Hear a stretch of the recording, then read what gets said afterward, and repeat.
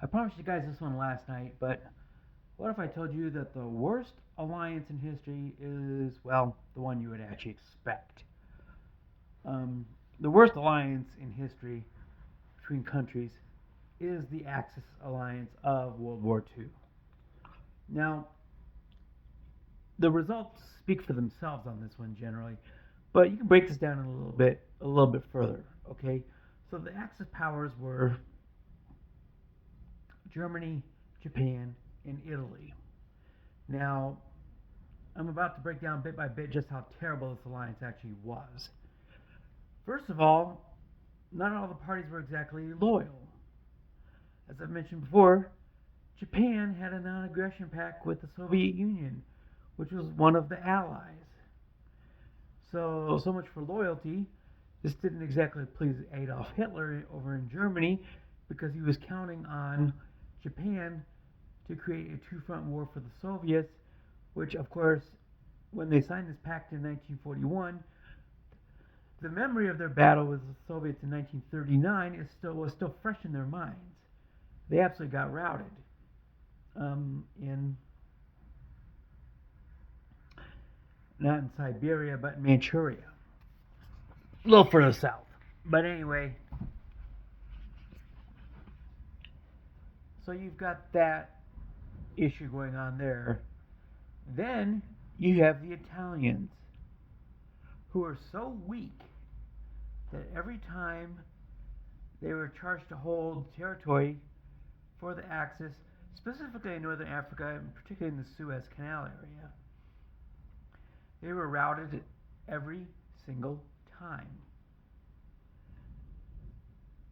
Hitler had to bail Mussolini out so many times that he basically became the equivalent of a military bail bondsman. He spent so much time and money bailing Italy out of their own military disasters. And this really came to a head once we got to 1943 when the Allies invaded first Sicily and then the Italian mainland. And Hitler had to run a whole bunch of Wehrmacht and SS down to the Italian peninsula, and they wound up occupying the northern half of the Italian peninsula while the Allies controlled the southern half, and the royal government fell into Allied hands, and the man who was appointed to actually become the new leader of fascist Italy, which then was no longer fascist, wound up switching sides and signed with the Allies. And so from that point forward, Italy wound up with the allies that they needed all along. But the Germans, of course, held the northern part of Italy, and they had Mussolini installed as the head of a not front, but well, I mean it is a front, but as head of a rump government called the Italian Social Republic, which was centered around the mountain town of Salo and didn't really expand much further than that. And of course, Mussolini was later captured by partisans. Actually, no, I'm sorry. He was captured by the partisans before this point. Then he got captured by partisans again afterwards, and then was executed in Milan, and was famously left hanging on a meat hook by the enraged citizens against him. So that's one of the allies in the Axis alliance, and of course then there's Germany itself, which was led by a raging madman who had no military expertise really whatsoever.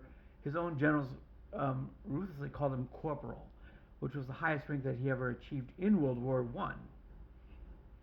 So he was sneered at by his own generals, and of course he in turn sneered at them and executed many of them. So this was an extremely disloyal and very weak militarily alliance.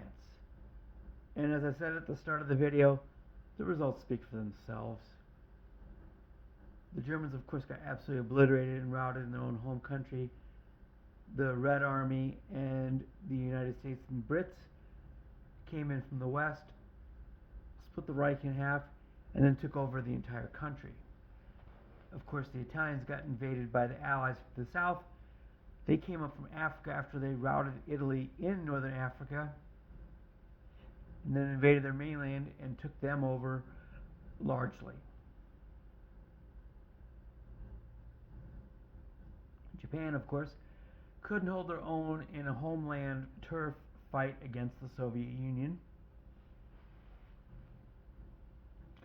They had very excellent traditional fighting tactics and methods, but in the rapidly modernizing environment of the 1940s, this was nowhere near enough. A samurai with a sword is not going to be able to take on Sherman tanks and howitzers, which is why they got absolutely obliterated by the Soviets in 1941 in Manchuria. So, militarily, as far as the Navy is concerned, the Japanese Navy was probably the strongest military unit amongst any of the Axis powers. It was probably the Japanese Navy, which, of course, then they used that strength to attack Pearl Harbor and get America into the war. They won the battle but lost the war. So there it is, guys. The worst military alliance of all time. The Axis powers of World War II. Completely obliterated, militarily weak, and completely disloyal to each other. They stabbed each other in the back so many times, it's a wonder that any of them were even left standing, or even had a back left to even prop them up. But that's it for the worst military alliance of all time.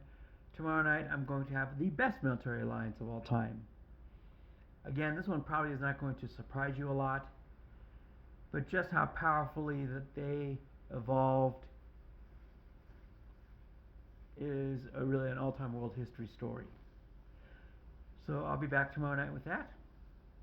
You folks have a great Wednesday night. It's hump day. We're more than halfway there. You folks have a great night and peace out, homies.